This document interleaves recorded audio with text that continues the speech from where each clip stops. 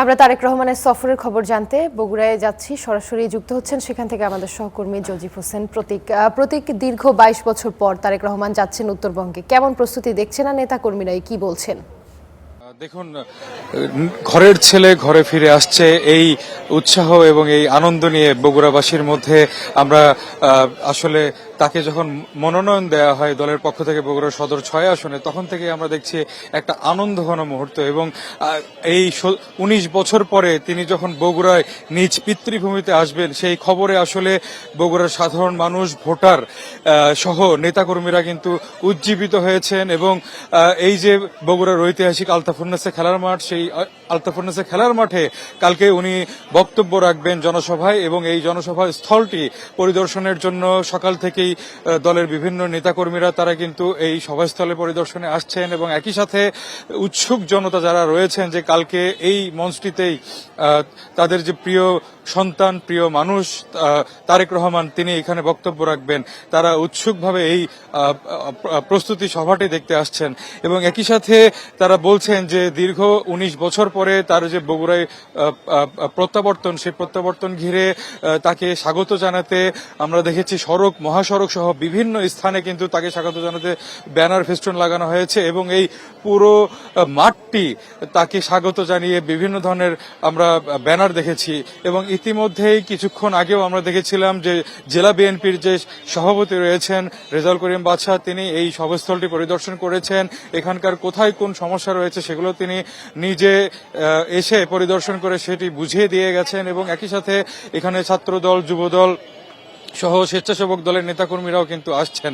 এবং তারা বলছেন যে তাদের যে প্রাণপ্রিয় নেতা, সেই নেতাকে একটিবার দেখার জন্য, একটিবার তার সাথে কথা বলার জন্য, হাত মিলানোর জন্য তারা উদ্গ্রীব হয়ে আছেন। তারা কখন তারেক রহমান আসবেন, কখন তারা এই নেতাকে তারা কাছ থেকে দেখবেন। তো একইভাবে আমরা সাধারণ মানুষের সাথে কথা বলেছি, তারা যেটি বলছেন যে 17 বছর যে বগুড়ার উন্নয়নটি থেমেছিল, সেই 17 বছরের উন্নয়ন বঞ্চনা যাতে আর বগুড়াবাসীকে দেখতে না হয়, আর যাতে কোনো উন্নয়ন থেমে না যায়, আটকে না যায়, সেই জন্য কিন্তু তারা তারেক রহমানের বিকল্প অন্য কাউকে আর দেখছেন না।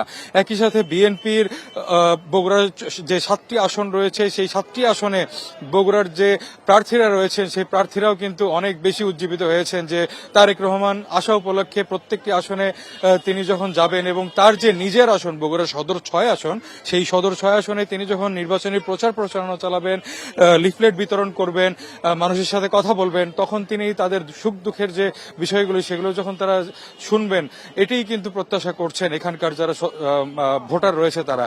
তো একইভাবে আমরা বগুড়া সহ তার যে সফর, রাজশাহী থেকে তিনি নওগাঁ হয়ে বগুড়া আসবেন এবং বগুড়ায় তার আগামীকালকে হয়তোবা রাত 8টা বেজে যেতে পারে, আমরা জেলার নেতাকর্মীদের কাছ থেকে যেটি জানতে পেরেছি। এবং বগুড়ার সফর শেষে তিনি পরশুদিন অর্থাৎ শুক্রবার তিনি তার নিজ আসনে নির্বাচনী প্রচারণা চালাবেন। এবং এর পরে তিনি তার খালেদা জিয়াউর রহমানের যে বাড়ি গাবতলী, সেই গাবতলী শাহজাহানপুর যে আসনটি রয়েছেন, সেই আসনেও কিন্তু তিনি যাবেন বলে আমরা জানতে পেরেছি। তো এই যে তার আগমন ঘিরে তার বগুড়া জেলা বিএনপির পক্ষ থেকে যত ধরনের ব্যবস্থাপনা নেওয়া হয়েছে, সবগুলোই কিন্তু তাকে ঘিরেই করা হয়েছে। এবং তারা আশা করছেন যে বগুড়ার 7টি আসনেই বিএনপি বিপুল ভোটে জয়লাভ করবে এবং সব ধরনের যে সমস্যাগুলো রয়েছে সেগুলো তারা তারেক রহমান আসার সাথে সাথেই তারা মিটমাট করে ফেলতে পারবেন বলে আমরা বিএনপির নেতাকর্মীরা আশাবাদ ব্যক্ত করেছেন। এবং এই আগামীকালকে এই পুরো ময়দানটি তারা জনসমাগম পূর্ণ করবেন এবং লোকে লোকারণ্য হয়ে যাবেন, এটি কিন্তু তারা প্রত্যাশা করছেন। তো এই ছিল বগুড়ার বিএনপির যে জনসভা স্থল, সেখান থেকে আমার কাছে সর্বশেষ খবর।